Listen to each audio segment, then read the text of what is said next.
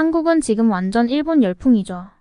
여기 한 일본의 크리에이터가 지금 한국은 일본 열풍이라며 한국의 모든 문화들이 지금 일본 문화로 넘어오고 있는 시점이라고, 일본이 아니면 역시 한국은 그저 후진국일 뿐인 나라라고 웃으며 인터뷰를 하고 있는데요. 도대체 무슨 일이 벌어진 걸까요? 구독과 좋아요 부탁드립니다. 안녕하세요. 저는 프랑스에서 기자 활동을 하고 있는 소피예요. 제가 속해 있는 방송사 프랑스 앵포는 프랑스 텔레비지온과 라디오 프랑스가 운영하는 보도 전문 채널이에요. 한국으로 치면 YTN이나 연합뉴스TV랑 비슷하다고 생각할 수 있죠. 디지털 지상파 채널이며 채널 번호는 27이죠. 너무 자세한 설명인가요? 아무래도 제가 기자다 보니까 작은 정보여도 디테일하고 꼼꼼하게 조사하고 이야기해야 한다고 생각하는 사람이거든요. 그래서 제가 기자가 되지 않았나 싶은데요. 사실 제가 기사라는 직업을 가지게 된 계기는 조금 특별해요. 원래 처음부터 기자가 되기 위해 열심히 공부를 한 건 아니었거든요. 기자를 꿈꾸고 있는 친구들에게는 미리 죄송해요. 아무튼 저는 사실 기자보다는 소설을 쓰는 소설가가 되는 게 꿈이었어요. 글 쓰는 걸 워낙 좋아했던 저였기 때문에 친구들이 항상 저는 커서 소설가나 작가가 되어 있을 거라고 농담처럼 얘기했었거든요. 저에 대해 간단하게 얘기하자면 저는 굉장히 소극적인 아이였어요. 초등학교 때부터 발표하는 시간에 발표도 못하고 손도 잘 못 드는 그런 친구들이 한두 명 있잖아요. 제가 바로 그런 친구 중 한 명이었어요. 사람들 앞에 나서는 것도 너무 부끄럽고 눈에 띄는 행동을 굉장히 힘들어했었어요. 저에게는 가장 친한 친구 마리가 있는데요. 마리는 그런 저와는 너무나 다른 학교에서 제일 잘 뛰어다니는 친구 중 한 명이었어요. 그런 마리랑 어떻게 친해지게 됐냐고요? 어느 날 마리와 저는 같은 반 친구였지만 제가 워낙 조용조용한 친구였기 때문에 마리는 아마 제가 자기 반 친구라고 생각을 못했던 것 같아요. 체육 시간이었는데요. 다 같이 공을 가지고 놀고 있었는데 저는 워낙 뛰는 것도 싫어하고 친구들과 어울리는 것도 어려워하는 성격이었기 때문에 그늘에 앉아 혼자 책을 읽고 있었어요. 제가 제일 좋아하는 행동 중 하나죠. 그날도 어김없이 친구들이 뛰어놀고 있으면 그걸 바라보며 저는 조용히 그늘 아래서 책을 보고 있었죠. 그런데 제 발 앞으로 또르르 공이 하나 굴러오는 거예요. 고개를 들어보니 친구들이 놀고 있는 공이 저에게로 굴러온 거였죠. 친구들은 저의 이름도 몰랐던 것 같아요. 저기 공 좀 줄 수 있어? 저에게 한 친구가 이야기했고 저는 그 공을 주는 것조차도 너무 부끄러웠거든요. 그래서 어떻게 하나 하다가 그냥 발로 차주자는 생각을 했고 친구들을 향해 발로 뻥 차려고 하는 순간 제가 공이 아닌 공 옆에 허공에다가 발길질을 하는 바람에 뒤로 꿍 하고 넘어지고 말았죠. 너무 창피했어요. 사실 공을 차본 적도 없었기 때문에 저에게는 너무 어렵더라고요. 친구들은 제가 넘어진 모습을 보고 깔깔대고 웃었어요. 아니 그것도 못 차? 하면서 말이죠. 너무 창피했던 저는 눈물이 왈칵 쏟아질 것 같더라고요. 그래서 빨리 그 자리를 벗어나고 싶어서 일어나려고 하는데 차면서 넘어질 때 지지하고 있던 반대 발목이 삐는 바람에 일어날 수도 없었죠.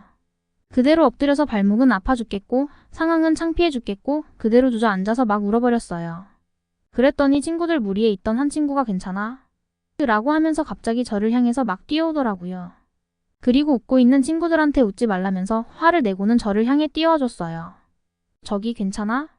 라고 물어봐 주었고 고개를 들어보니 그 친구가 바로 지금 저의 제일 친한 친구인 마리였어요. 마리는 저에게 연신 괜찮냐며 물어봐 주었고 발목을 삐었다고 이야기하니 제 발목도 직접 봐주었죠. 오히려 저에게 공을 달라고 해서 미안하다고 사과까지 하더라고요. 짧은 순간이었지만 저는 너무 고마웠어요. 마리는 제가 같은 반 친구인지도 몰랐지만 제가 소극적인 친구라는 걸 단번에 알아채고는 저를 위해 배려를 해준 거였죠. 마리는 잠깐만 기다려봐 라고 하더니 의무실로 막 뛰어가서 선생님을 직접 데리고 와줬어요. 선생님은 저에게 괜찮냐고 상태를 보니 발목이 살짝 삔 것 같아서 크게 다친 건 아니니까 의무실에서 치료를 해주시겠다며 저를 의무실로 데려가 주셨죠. 한 손엔 의무실 선생님의 손, 그리고 반대 손엔 마리의 손을 잡고 말이죠. 그때부터 저희는 영원한 단짝이 되었어요. 마리는 제가 의무실에서 치료를 받을 동안 제 옆을 지켜주었죠. 근데 마리는 제가 너무 조용했는지 진짜 제가 같은 반 친구인지도 몰랐더라고요. 마리는 엄청 크게 웃으면서 소피 이제부터 우리는 친구야 라고 하면서 저에게 악수를 청했죠. 저는 솔직히 너무 부끄러웠지만 초등학교에 들어와 처음으로 친구가 생긴 거니까 너무너무 기뻤어요. 얼굴이 빨개진 상태로 아마 악수를 했던 것 같아요. 그렇게 친구가 된 마리와 저는 항상 옆자리에 앉으며 수업을 같이 들었고 등교는 물론 하교도 같이 하면서 서로의 집도 놀러가는 정말 친한 사이게 됐어요. 마리는 정말 말광량이거든요. 뛰어노는 걸 너무 좋아해서 맨날 저에게 공을 들고 나가자고 이야기하지만 저는 책 읽는 걸 너무 좋아했기 때문에 마리는 다른 친구들과 공을 차면서 놀고 저는 그런 마리를 보면서 책을 읽고 놀았죠. 항상 책을 보는 모습을 본 마리는 저에게 소피, 너는 나중에 커서 멋진 작가가 되는 게 어때? 라고 이야기했고 저는 또 얼굴이 빨개진 상태로 좋아 라고 이야기했죠. 마리가 그냥 이야기한 거였지만 저는 그때부터 곰곰이 생각에 잠기게 됐죠. 책 읽는 게 이렇게 좋은데 나중에 작가가 될 수 있을까? 라고 생각하면서 그날부터 집에 들어가 글이라는 걸 써보기 시작했죠. 처음엔 무엇을 쓸까 고민을 하느라 한 글자도 못 적었던 것 같아요. 그렇게 2일, 3일이 지나고 이러다간 아무것도 못할 것 같다는 생각에 그냥 그날 있었던 일을 한 글자씩 적기 시작했어요. 오늘은 마리와 집 앞 공원에서 놀았다. 너무 재미있었다. 일기처럼 말이죠. 그런데 작가는 글을 써야 하는 직업이라고 생각했는데 어떻게 글을 써야 할지 모르겠더라고요. 그래서 머리를 극적이고 있었는데 옆에 있던 마리가 오늘은 글 많이 썼어? 라고 하면서 제 노트를 가져가는 거예요. 너무 창피했던 저는 세상에서 제일 빠른 속도로 그 노트를 뺏으려고 했지만 마리는 저보다 더 빨랐죠. 아니 이건 그냥 일기잖아. 그건 정말 일기였죠. 글이라고 이야기할 수 없었어요. 마리 뭐라고 써야 할지 모르겠어. 라고 마리에게 이야기하자 마리는 나에게 이야기하는 것처럼 써봐라고 하고 나는 공차로 나간다 이러고 휙 나가버리더라고요. 근데 마리의 그 한마디가 저의 인생을 뒤바꾼 아주 중요한 말이 되었죠. 그때부터 제가 이야기하고 싶은 주제를 가지고 마리에게 이야기하는 것처럼 글을 쓰기 시작했는데요. 아니 이렇게 글이 잘 써질 수가 없는 거예요. 이렇게 글을 쓰는 거구나. 라고 느낀 저는 그날 읽은 책의 내용을 마리에게 이야기해준다고 생각하고 천천히 글을 쓰기 시작했어요. 처음에 한 글자도 못 적었던 제가 1장, 2장, 3장, 10장이 넘게 글을 쓰고 있었죠. 결국 마리 덕분에 저는 고등학교에 들어가서도 글을 쓰는 걸 멈추지 않았고 대학교 면접 때 제가 초등학교 때부터 작성한 글을 교수님들에게 제출했고 교수님들은 제가 쓴 어마어마한 양의 글을 보고는 경악을 금치 못하셨어요. 이게 정말 본인이 어렸을 때부터 쓴 글이라고요? 놀라시면서 이런 글은 지금 현역에서 활동하고 있는 기자들도 쓸 수 없는 수준의 글이라며 극찬을 해주셨고 저는 그 면접을 통해 당당히 대학교에 들어갈 수 있게 됐죠. 그래서 지금 이렇게 기자라는 명함을 가지고 기자 활동을 할 수 있었어요. 결국 제 제일 친한 마리 덕분에 기자 활동을 할 수 있게 된 거죠. 지금도 마리와는 제일 친한 친구고 지금은 제 룸메이트이자 제 글에 피드백을 해주는 안티예요. 소피 이 글을 너무 소극적이야. 소피 이 글은 너무 맥락에서 벗어난 것 같은데? 소피 핵심 주제가 빠진 것 같아. 마리는 마치 저희 회사 편집장님 같았어요. 근데 정말 신기하게 마리가 지적한 부분을 고쳐서 가져가면 항상 통과가 되니 이걸 달갑게 받아들여야 할지. 그렇게 기자 활동을 한 지 언 3년이 지나고 어느 날 마리가 소피 요즘 이 크리에이터가 진짜 핫한데 봤어? 라고 하는 거예요. 아니, 누군데? 요즘 일본에서 가장 핫하다는 크리에이터였고 흔히 말하는 유튜버였죠. 일본인 유튜버로 일본에서 일어나는 일들을 인터뷰하는 형식으로 만들어서 영상을 올리는 크리에이터인데요. 요즘 일본에서 이 크리에이터를 모르면 간첩이라고 이야기할 정도로 유명하다고 하더라고요.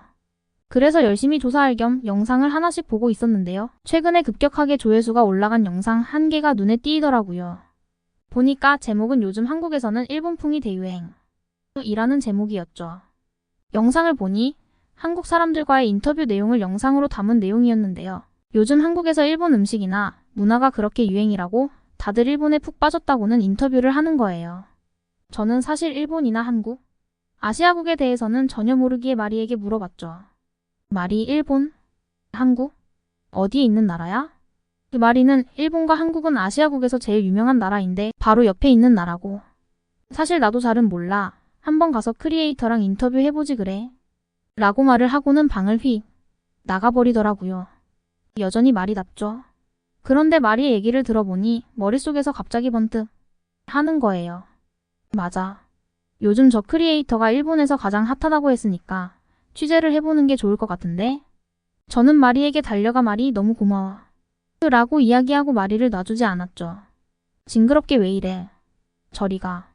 저는 일본으로 가기 위해 일본이라는 나라에 대해서 열심히 공부하기 시작했어요. 그리고 그 크리에이터가 올린 영상들도 전부 다 보았죠. 역시 크리에이터답게 말도 재밌게 하고 아주 유쾌한 사람이더라고요. 그래서 회사에 얘기를 하고 일본으로 향했죠. 물론 마리와 함께 말이죠. 비행기에서부터 무척 설레기 시작했어요. 영상으로 공부하기로는 일본이라는 나라는 아주 질서정연하고 청결하며 건물들도 아주 휘황찬란하고 사람들도 너무나 착해 치안도 좋아. 세계 사람들이 여행하기에 가장 적합한 나라 1등을 한 나라라고 하더라고요. 이런 나라를 왜 아직도 모르고 있었지? 라는 생각을 하며 일본 공항에 도착을 했는데요. 아니 이게 무슨 일인지. 지금 제가 보고 있는, 지금 있는 이 장소가 일본이 맞나? 라는 생각이 들었어요. 아니 이렇게 후진 공항이 아직도 있다고?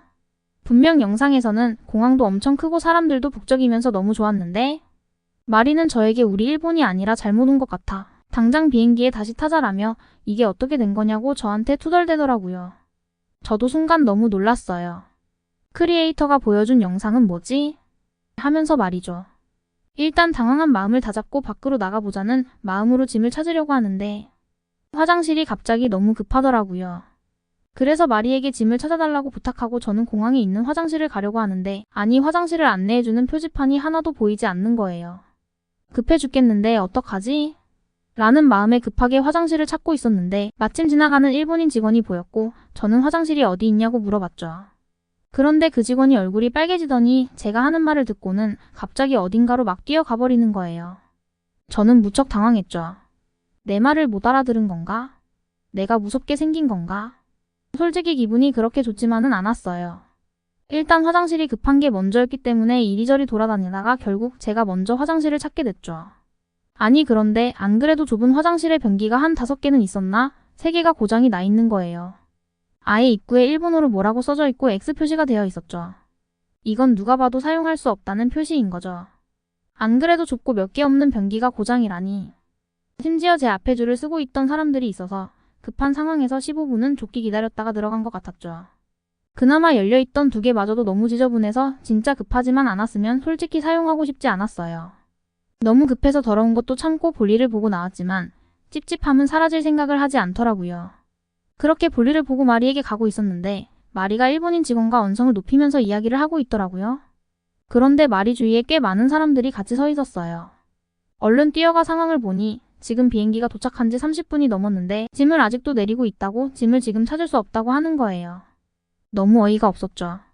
지금 저희 말고도 도착한 비행기들이 이렇게 많은데 아직도 안 나왔다고? 일본 직원들은 웃으며 지금 확실하게 빼먹지 않고 짐을 내리고 있는 중이라 시간이 걸린다. 조금만 기다려달라고 이야기하는데 솔직히 웃고 있는 그 직원분의 표정이 신뢰도가 하나도 느껴지진 않았어요. 왜냐하면 저희 외에도 많은 사람들이 일정으로 인해 짐을 빨리 찾아야 하는 상황인데도 불구하고 그 직원은 너무나 느긋하게 일 처리를 하고 있었고 흥분한 저희를 보며 오히려 왜 그러냐는 식의 표정으로 이야기를 하더라고요. 문제가 생겨 오히려 죄송하다고 이야기하지는 못할 망정 일본은 원래 느리니 기다리라고? 너무 짜증나더라고요. 결국 저희는 의자에 앉아 반포기 상태로 그냥 체념하면서 앉아 있었죠. 저희 대신해서 싸워주실 승객분들이 많으셨거든요. 그렇게 30분이 더 지나서야 짐이 나오기 시작했고 결국 비행기에서 내린 지 1시간 만에 짐을 찾게 된 거죠. 취재 시작하기 전부터 이렇게 삐끗하다니. 솔직히 기분이 찝찝하긴 했지만 기사거리를 찾기 위해 일을 하러 온 거니 참아야 한다. 마음으로 20번은 더 외친 것 같았죠. 그렇게 공항으로 나와 예약한 숙소로 가기 위해 지하철을 타려고 하는데요. 공항은 작으면서 왜 이렇게 복잡한지 지하철을 어디서 타야 하는지 이정표를 봐도 도저히 모르겠더라고요.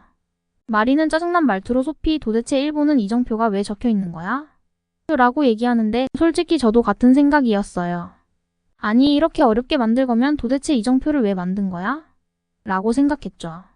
제가 살고 있는 프랑스에서는 그래도 많이 노후가 됐지만 이정표 하나는 똑바로 되어 있는데 결국 또 제가 혼자 돌아다녀서 찾아내게 됐죠. 하지만 난관은 한 번에 끝나지 않더라고요. 지하철 티켓 사는 건 또 왜 이렇게 복잡한지 저희가 가려고 하는 목적지에 가려니 티켓을 2개를 끊어야 한다는 거예요. 노선을 갈아타는데 필요한 티켓이 따로 있었던 거죠. 결국 지불해야 할 돈을 2명이니 4배로 내게 된 거죠. 아니 일본은 교통편 중에 지하철이 제일 편하고 좋다고 했는데 이게 맞아? 그 마리는 끝까지 투정을 부렸죠. 이럴 바에는 택시를 타자고 이야기했지만 찾아보니 택시비가 어마어마하다는 소식에 금세 마음을 접게 됐죠. 회사에서 나온 지원비가 그렇게 많지가 않았거든요.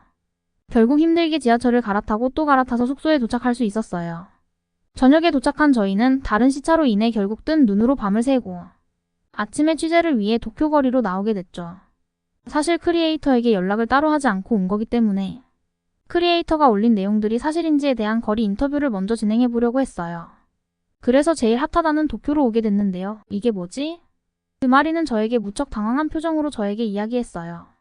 분명 크리에이터 말로는 일본 사람들은 패션도 세련되고 멋진 분들이 굉장히 많다고 했는데 전부 다 그저 일본에서 유행하는 옷만 입으신 것 같더라고요. 시간이 너무 일찍이라서 그런가 보다 라는 생각에 근처 카페에서 잠시 대기를 하고 있다가 점심시간 다시 도쿄 거리로 향했는데요. 일본 직장인들이 왔다 갔다 할 뿐 크리에이터가 찍은 영상에서 본 모습들은 단 한 모습도 볼 수가 없었어요. 그래서 급하게 한 학생에게 인터뷰를 요청해서 모든 사실을 들을 수 있었는데요. 네? 저는 처음 듣는 얘기인데요. 일본 크리에이터가 올린 영상의 내용을 처음 듣는다고 이야기하는 거예요. 아, 물론 모두가 유튜브를 보지 않을 수도 있으니 그 뒤로 3명의 시민에서 인터뷰를 했지만 그 3명의 시민 모두가 전혀 처음 들어보는 내용이라며 일본이 좋은 건 맞지만 일본이 대세? 이건 아니라고 이야기하더라고요. 저희는 너무나 당황스러웠어요. 아니, 그러면 지금 크리에이터가 올린 영상들이 전부 거짓말이라는 거야? 저희는 너무 궁금한 나머지 결국 크리에이터에게 다이렉트로 메시지를 보냈지만 결국 답변은 하나도 받을 수가 없었죠. 소피, 우리 그럼 일본에 왜 온 거야? 하나도 맞는 게 없는데?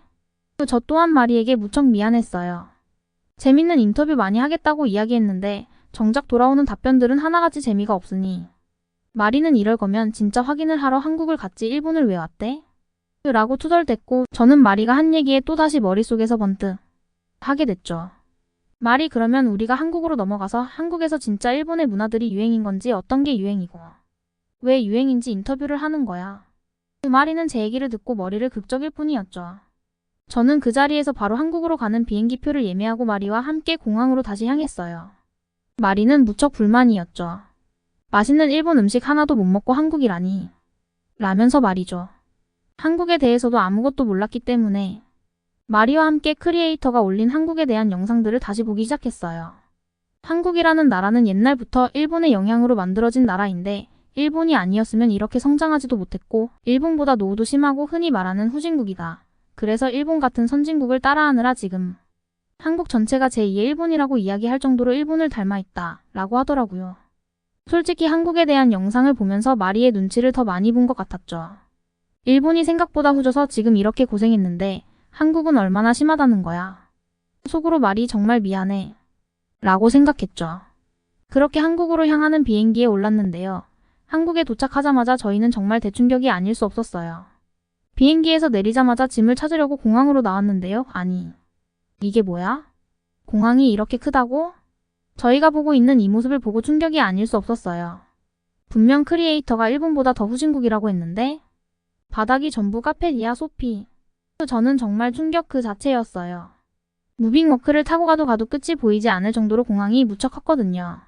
창문 밖으로 보이는 비행기 한국 인천공항의 모습은 정말 미래지향적이고 너무나 멋졌어요.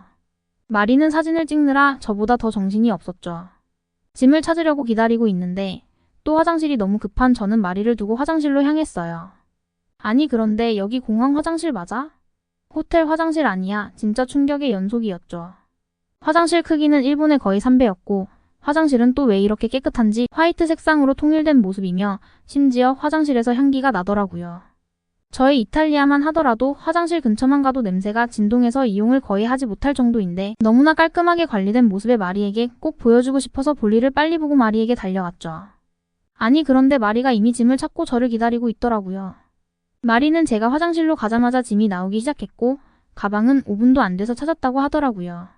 너무 신기해서 마리가 영상도 찍었다고 보여줬는데 저는 그 상황이 너무 웃기면서도 신기하더라고요.